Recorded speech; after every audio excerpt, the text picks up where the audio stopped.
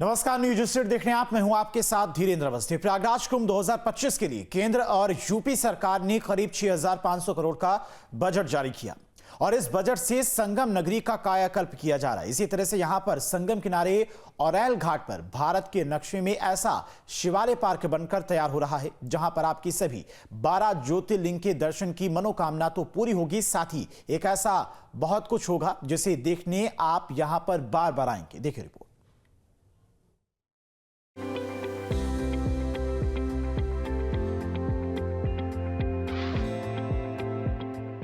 इस बार जब आप प्रयागराज के कुंभ मेला क्षेत्र में जाएंगे तो आपको भारत के नक्शे के अंदर ही देश के सभी 12 ज्योतिर्लिंग और चारों धाम एक ही जगह पर देखने को मिलेंगे। और ये सब कुछ आपको मिलेगा संगम किनारे औरैल घाट पर बन रहे शिवालय पार्क में। स्क्रैप टू वंडर थीम पर बन रहे इस शिवालय पार्क को फाइनल टच दिया जा रहा है, जिसका उद्घाटन 13 दिसंबर को प्रधानमंत्री नरेंद्र मोदी करने वाले हैं। हम इस वक्त मौजूद हैं निर्माणाधीन शिवालय पार्क में, जो औरैल क्षेत्र में स्थित है। तो ये पार्क जो है, इसका लोकार्पण 13 दिसंबर को प्रधानमंत्री नरेंद्र मोदी करने जा रहे हैं। तो 11 एकड़ में ये बेहद ही खास शिवालय पार्क बना है। आपको तस्वीर दिखाते हैं सामने। अगर आप देखें तो यहाँ पर विशाल नंदी की प्रतिमा है, उसके पीछे जो समुद्र मंथन का दृश्य है उसको बनाया गया। और ये सब जो है, जो लोहे का जो एक तरह से जो भंगार होता है उससे जोड़ करके बनाया गया है। और अगर आप इस 11 एकड़ के पार्क में देखेंगे तो तमाम जो चारों धाम हैं, उसके अलावा जो तमाम ज्योतिर्लिंग हैं, उसके यहाँ पर दृश्य जो है वो बनाए गए हैं। हम इस वक्त मौजूद हैं प्रयागराज के शिवालय पार्क में। हमारे साथ मेयर प्रयागराज गणेश केसरवानी जी हैं, उनसे बात करते हैं और उनसे समझते हैं कि आखिर इस शिवालय पार्क का कंसेप्ट क्या है। सर, ये शिवालय जो पार्क बना है, क्या कंसेप्ट है इसमें और क्या क्या यहाँ पर चीज़ें बनाई गई? देखिए, प्रयागराज का महाकुंभ न केवल भारत के जीवन दर्शन को पूरे विश्व के सामने प्रदर्शित करता है। समाज के बहुत सारे ऐसे हमारे गरीब समाज के लोग हैं जिनकी चाहत होती है कि हम चारों धाम का दर्शन करें, 12 ज्योतिर्लिंग का दर्शन करें, लेकिन नहीं संभव हो पाता। ऐसे समाज के अंतिम पायदान पर बैठे हुए लोगों को शिवत्व की महिमा से जोड़ने के लिए नगर निगम प्रयागराज ने माननीय प्रधानमंत्री जी, मुख्यमंत्री जी और उप मुख्यमंत्री जी की प्रेरणा से यह अद्भुत पार्क बनाने का संकल्प लिया। हमारे नगर निगम सदन में चर्चा हुई, सभी माननीय पार्षदों का उसमें सहयोग रहा और यह अद्भुत पार्क बन रहा है, जिसमें 12 ज्योतिर्लिंग, चारों धाम और देश के अन्य भागों में जो बहुत ही पौराणिक महत्व के मंदिर हैं, उनका भी इस शिवालय पार्क में स्थापित किया जा रहा है। इस पार्क का निर्माण भंगार यानी लोहे के कबाड़ से किया जा रहा है। 11 एकड़ के इस पार्क में भंगार से कुल 22 कलाकृतियां बनाई जा रही हैं, जिसमें 12 ज्योतिर्लिंग, 7 शिव मंदिर, 1 नंदी, 1 त्रिशूल और समुद्र मंथन के दृश्य का निर्माण है। और प्रयागराज नगर निगम इन सब का निर्माण जेटेक इंडिया लिमिटेड नामक कंपनी से करवा रहा है, जो देश विदेश से आने वाले करोड़ों तीर्थ यात्रियों के लिए पर्यटन स्थल बनेगा। बड़ा सा एक नंदी बाबा का भी आप लोग देख रहे हो गेट पर, और यहीं पर ये यज्ञ की भूमि है। सृष्टि का पहला यज्ञ ब्रह्मा जी ने इसी प्रयाग की पावन पुण्य भूमि पर किया। यज्ञ का महात्म्य पूरी दुनिया जान सके, महसूस कर सके, प्रत्येक परिवार यज्ञ के विधि विधान से जुड़ सके, इसलिए यहाँ पर एक भगवान ब्रह्मा जी की भी प्रतिमा लग रही है। यज्ञ का सारा विधि विधान, महात्म्य और यज्ञ का विज्ञान उसमें सारा प्रदर्शित रहेगा। अनेक प्रकार के जिज्ञासु भी प्रयागराज आते हैं देश की धर्म, संस्कृति, परंपरा, मान्यताओं को जानने के लिए, पौराणिक महत्व को जानने के लिए। तो ऐसे जिज्ञासुओं की भी जिज्ञासा को शांत करने का एक प्रयास इस शिवालय पार्क में बनाया जा रहा है। 11 एकड़ में भारत के नक्शे के आकार में बन रहे इस पार्क की एक खूबी ये भी है कि देश के नक्शे में जो ज्योतिर्लिंग और मंदिर जिस स्थान पर हैं, इस पार्क में भारत के नक्शे के हिसाब से उसे उसी स्थान पर स्थापित किया जाएगा। भारत के नक्शे के बाहर उसकी सीमा रेखा पर एक वाटर बॉडी तैयार की जा रही है, यानी नक्शे की सीमा रेखा पर चारों ओर पानी भरकर उसे बोटिंग के लिए तैयार किया जा रहा है। तो बेहद खास ये शिवालय पार्क है। 11 एकड़ में बन करके बना है। सबसे बड़ी बात यह है कि इसके चारों तरफ भारत के नक्शे के अंदर ये बनाया गया। इसके चारों तरफ अगर आप देखेंगे तो इस तरह से ये वाटर बॉडी बनाई गई है। इसमें पानी रहेगा और पानी में बोटिंग होगी और चारों तरफ इस शिवालय पार्क के आपको जो भारत का नक्शा है वो नज़र आएगा। तो तमाम जो ज्योतिर्लिंग है देश भर में और जो देश के बाहर हैं वो यहाँ पर आप देख सकते हैं। और इसके अलावा जो चारों धाम हैं उनको यहाँ पर नंदी जी की विशाल प्रतिमा है, समुद्र मंथन भी दिखाया गया है। और क्या क्या इसमें खास है भारत के नक्शे में ये बना हुआ है? ये मैंने कहा ना, जैसा कि जो बहुत सारे सामान्य परिवार के लोग हैं जो 12 ज्योतिर्लिंग के दर्शन करना चाहते हैं लेकिन नहीं जा पाते हैं, तो ये पूरा भारत की आकृति का यह पार्क है। और भारत के जिन जिन केंद्रों में ज्योतिर्लिंग की स्थापना है उन्हीं केंद्रों को ध्यान में रख करके यहाँ पर 12 ज्योतिर्लिंग की स्थापना की गई है, चारों धाम की स्थापना की गई है। और भारत के नक्शे के चारों तरफ नदियों का स्वरूप है।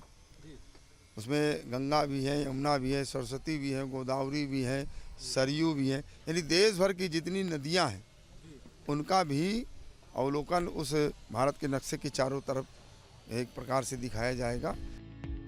महापौर ने बताया कि शिवालय पार्क में, जिसमें 12 ज्योतिर्लिंग के साथ समुद्र मंथन की तस्वीर भी लोग देख सकेंगे, कुंभ के समय यहाँ देवता भी निवास करते हैं, जिनके साथ आम लोगों को भी रहने का मौका मिलता है।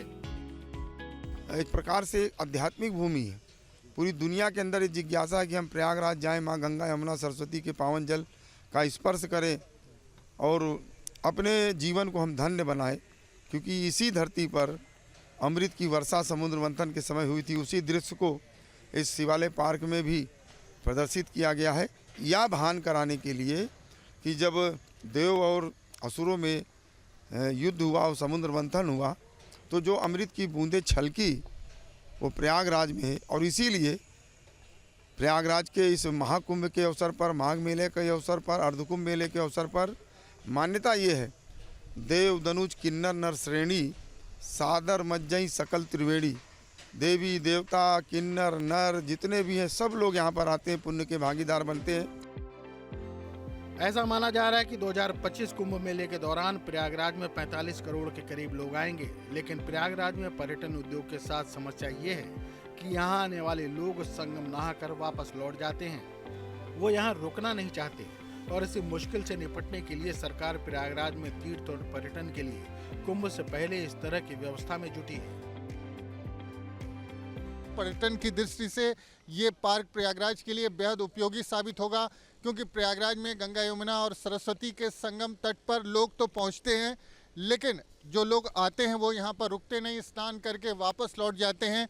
तो शिवालय पार्क और इस तरह की तमाम जो निर्माण है वो प्रयागराज में चल रहा है, ताकि जो टूरिस्ट का, जो श्रद्धालुओं का फुटफॉल होता है प्रयागराज में, उसको यहाँ पर स्टे कर सके। लोग यहाँ पर 1-2 दिन रहेंगे तो पर्यटन उद्योग जो है उसको बढ़ावा मिलेगा। तो प्रयागराज का ये शिवालय पार्क बेहद खास होने वाला है। कुंभ के दौरान जो तमाम श्रद्धालु, तीर्थयात्री और पर्यटक है वो तो इसका दर्शन करेंगे ही, इसके अलावा साल भर यहाँ पर आने वाले जो पर्यटक हैं, श्रद्धालु हैं, तीर्थयात्री हैं, वो भी यहाँ पर दर्शन के लिए आएंगे। पर्यटन के लिहाज से भी इसको बताया जा रहा है एक बहुत महत्वपूर्ण होगा, क्योंकि प्रयागराज की अगर बात करें तो तमाम लोग आते हैं, गंगा नहा के चले जाते हैं, फुटफॉल्स होते हैं, लेकिन यहाँ पर लोग स्टे नहीं करते। तो इस तरह की चीज़ों को बना करके लोगों को रोका जा सकता है। इस तरह का भी कुछ प्रयास है।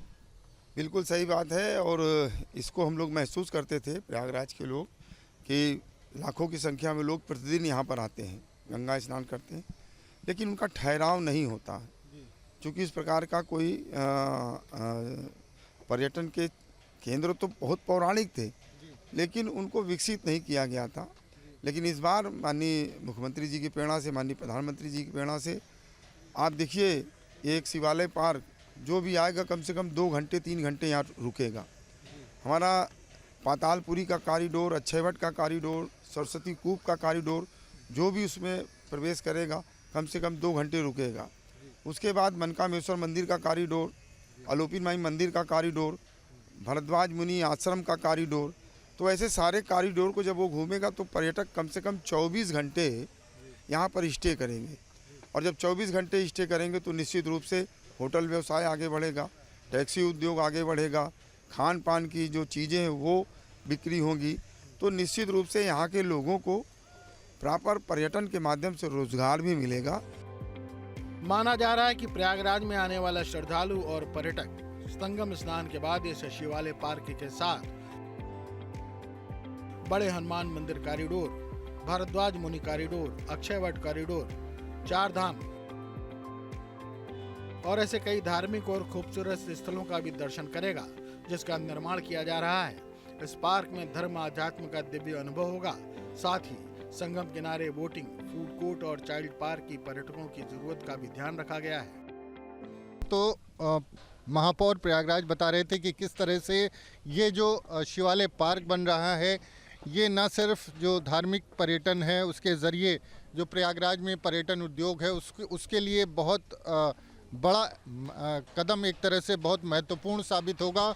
और जिस तरह से कुंभ मेले के दौरान यहाँ पर 40 करोड़ से अधिक श्रद्धालु जो पहुँचने वाले हैं वो भी यहाँ पर आएंगे और एक ही स्थान पर सभी तीर्थों का दर्शन करके, चारों धाम का दर्शन करके, सभी ज्योतिर्लिंग का दर्शन करके प्रसन्न हो करके वापस जाएंगे। तो शिवालय पार्क जिसका उद्घाटन प्रधानमंत्री नरेंद्र मोदी 13 दिसंबर को करेंगे, वो लगभग बनकर तैयार है और प्रधानमंत्री के उद्घाटन के बाद, लोकार्पण के बाद ये पार्क आम लोगों के लिए खुल जाएगा। प्रयागराज से वीडियो जर्नलिस्ट विजेंद्र कुमार के साथ मानवेंद्र प्रताप सिंह, न्यूज़ स्टेट, उत्तर प्रदेश।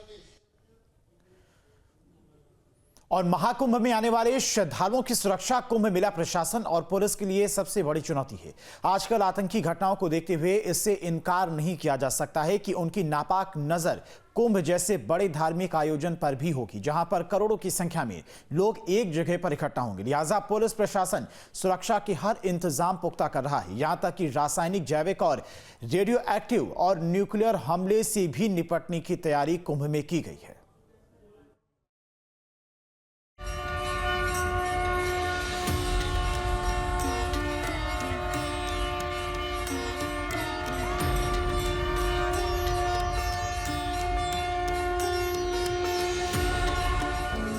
प्रयागराज में 13 जनवरी 2025 से शुरू होने वाले महाकुंभ मेले में देश और दुनिया भर से 40 से 50 करोड़ श्रद्धालुओं और पर्यटकों के पहुंचने की उम्मीद जताई जा रही है। जाहिर है, इतनी बड़ी भीड़ के लिए सिर्फ आने जाने या रहने की व्यवस्था ही पर्याप्त नहीं, बल्कि उनकी सुरक्षा की जिम्मेदारी सबसे अहम है, जो सरकार के लिए सबसे बड़ी चुनौती है। और इस सबसे बड़ी चुनौती से निपटने के लिए सरकार के इंतजाम भी सबसे बड़े और विश्व स्तरीय होंगे। पुलिस पीएसी के अलावा मेले में आपदा प्रबंधन के लिहाज से 20 बटालियन एनडीआरएफ की मांगी गई है, जो मेले में पहुंच रही है।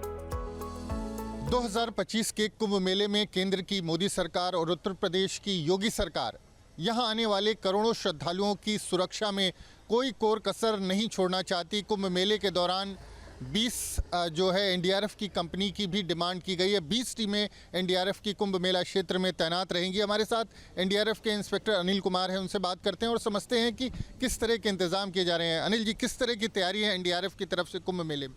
जी नमस्कार, मैं inspector Anil Kumar NDRF team से। जैसा कि आप देख रहे हैं, इस महाकुंभ में काफ़ी बड़े स्तर पर तैयारी चल रही है। इस तैयारी को देखते हुए एनडीआरएफ की प्रशासन के द्वारा 20 टीमों की मांग किया गया था और आने वाले महाकुंभ में एनडीआरएफ की 20 टीम की तैनाती होनी है। और अभी हमारे पूरे कैंपस सेक्टर वाइज डिवाइड हो गए हैं। सुरक्षा के दृष्टिकोण से हम जगह जगह पे अपनी टीमें तैनात कर रहे हैं।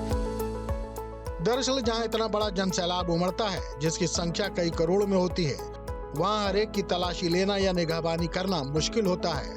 और ऐसे में आतंकी अपने नापाक मंसूबों को अंजाम देने की फिराक में रहते हैं। लेकिन आजकल आतंकी केमिकल वेपन या जैविक हथियारों से हमला करने से नहीं चूकते। लिहाजा इससे निपटने के लिए भी सरकार कुंभ मेला को CBRN का कवर देगी। साथ साथ अगर किसी प्रकार के केमिकल रिएक्शन होते हैं, किसी प्रकार के बायोलॉजिकल रिएक्शन होते हैं, तो उसके लिए एनडीआरएफ की CBRN टीम की इस बार तैनाती किया जा रहा है। CBRN टीम क्या होती है, थोड़ा सा बताएं। CBRN टीम एक्चुअली किसी भी प्रकार की न्यूक्लियर, बायोलॉजिकल, रेडियोलॉजिकल इस तरह की कोई घटनाएं होती है, रेडिएशन से संबंधित कोई घटनाएं होती है, तो वहाँ स्पेशल CBRN की टीम को ट्रेंड किया गया है एनडीआरएफ के द्वारा। वहाँ पर इस तरह की CBRN टीम रिस्पॉन्स करती है। इसी तरह का जो रेडिएशन होता है उससे निपटने के लिए क्या कोई व्हीकल भी इस्तेमाल की जाती है CBRN टीम की तरफ से? हाँ श्योर है। जैसा कि अभी G20 के दौरान एनडीआरएफ ने स्पेशल व्हीकल तैयार करवाया है एजेंसियों के द्वारा, जो कि रेडिएशन में जो है शील्डिंग का काम करता है। कहीं भी अगर रेडिएशन डायरेक्ट हो रहा है तो वहाँ पर उस व्हीकल के द्वारा ऑपरेशन को हम अंजाम देते हैं और लोगों को वहाँ से सुरक्षित निकालते हैं। आपको बता दें कि CBRN का कवर दिल्ली में G20 समिट के दौरान भी दिया गया था। CBRN का मतलब है केमिकल, बायोलॉजिकल, रेडियोलॉजिकल और न्यूक्लियर। CBRN कवर का इस्तेमाल रासायनिक, जैविक, रेडियोलॉजिकल और परमाणु संदूषक का पता लगाने, निगरानी करने और प्रतिक्रिया करने के लिए किया जाता है। यानी ऐसे हथियारों का पता लगाने के लिए किया जाता है जो किसी भी जगह को रासायनिक, जैविक या रेडियोलॉजिकली तबाह कर सकते हैं। कुंभ मेले की सुरक्षा के लिए जल्दी CBRN टीम मेले में पहुंचने वाली है। CBRN टीम के साथ CBRN वाहन भी मौजूद होंगे।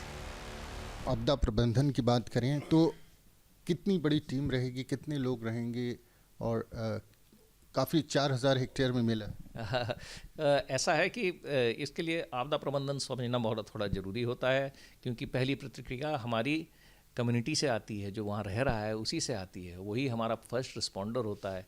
उन्हीं के बीच में जो हमारे स्वयं सेवक हैं, जो हमारे होम गार्ड हैं, ठीक, और सिविल डिफेंस के लोग हैं, आपदा मित्र हैं, वो पहली प्रतिक्रिया वहीं पर देते हैं ज़मीन पर और कुछ भी हादसे को होने से बचाते हैं। क्या कोई CBRN जो मशीन है, व्हीकल है, उसको भी इस्तेमाल किया जा सकता है कुंभ में, जो G20 समिट के दौरान जिसको इस्तेमाल किया गया? देखिए, मैंने आपको बताया कि कमी किसी चीज़ की नहीं रहेगी। CBRN तो एक ही चीज़ हुई, ठीक है ना, तो जो संसाधन चाहिए वो यहाँ मौजूद रहेगा।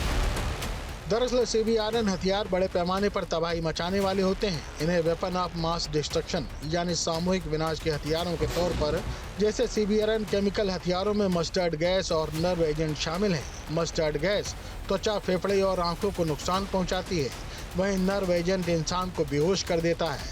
CBRN एजेंट से त्वचा के संपर्क, सांस लेने या अंतर्ग्रहण के जरिए खतरा हो सकता है। रेडियोधर्मी स्रोत के करीब खड़े होने पर भी विकिरण हो सकता है।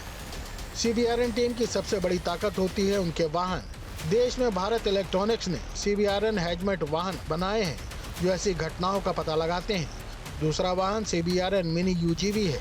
भारत फोर्स की कल्याणी M4 बख्तरबंद गाड़ी भी ऐसी घटनाओं का पता लगाने में सक्षम है जो CBRN हमले को सहन कर सकती है। हर तरह के संसाधन मौजूद रहेंगे, जिसमें जो रेडिएशन है उससे लड़ने के लिए CBRN की जो व्हीकल है वो यहाँ पर मौजूद रहेगी, जो G20 समिट के दौरान मौजूद थी। और तमाम जो आधुनिक उपकरण हैं, तमाम जो डिपार्टमेंट्स हैं, उनके लोगों के बीच समन्वय करना भी जो आपदा प्रबंधन प्राधिकरण है उसका काम है। और हर तरह की तैयारी की जा रही है और वो तैयारी बहुत जल्द प्रयागराज में ज़मीन पर देखने को मिलेगी। प्रयागराज से वीडियो जर्नलिस्ट विजेंद्र कुमार के साथ मानवेंद्र प्रताप सिंह, न्यूज़ स्टेट, उत्तर प्रदेश।